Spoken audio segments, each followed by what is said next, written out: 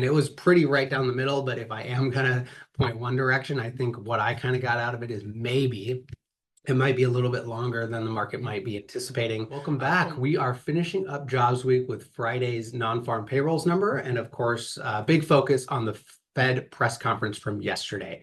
My name is Brandon Steele, financial advisor with Mainsail Financial Group here in Bellevue, and our goal every Thursday is to help leave you feeling more empowered after every interaction and weed out some of the noise with everything going on here in the markets as of late.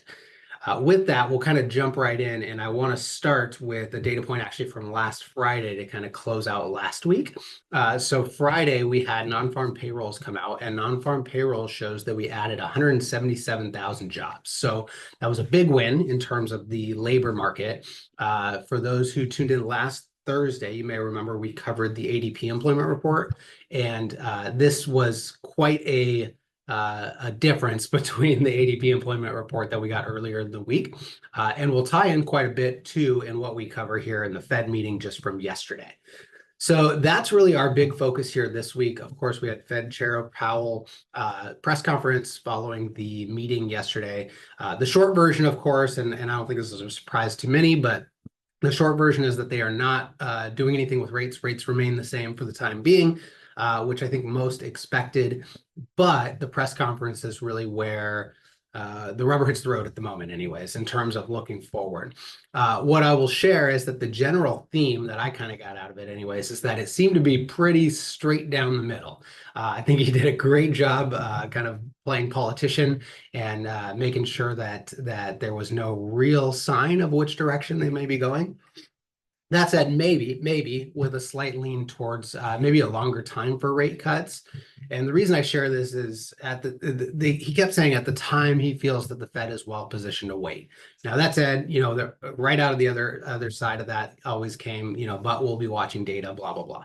So again, it was pretty right down the middle, but if I am gonna point one direction, I think what I kind of got out of it is maybe it might be a little bit longer than the market might be anticipating, only because of, in this comment that kept coming up that the Fed is well positioned to wait. The Fed is well positioned to wait. The Fed is well positioned to wait.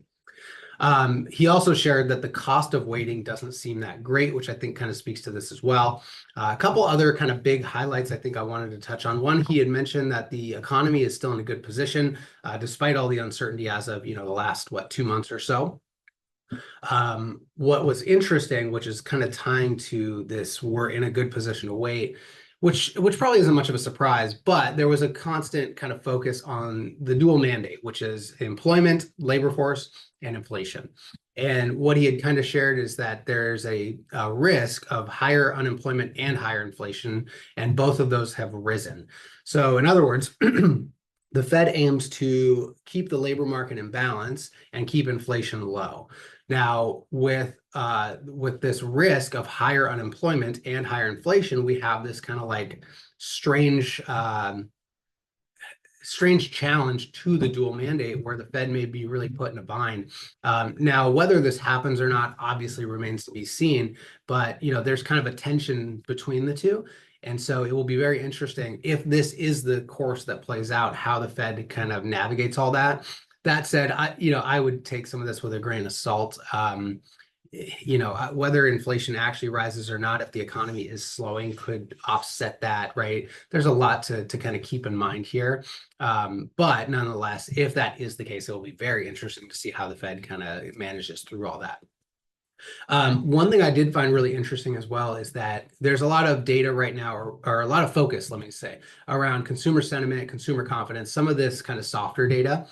And it was really interesting. He mentioned the link between some of the sentiment data and consumer spending are often very different and hardly ever truly correlated.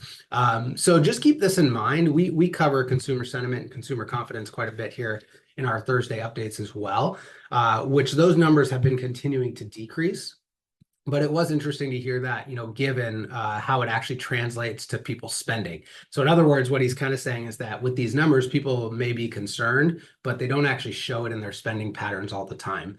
Sometimes they are, don't get me wrong, sometimes they are correlated, but it was interesting to hear that from him specifically.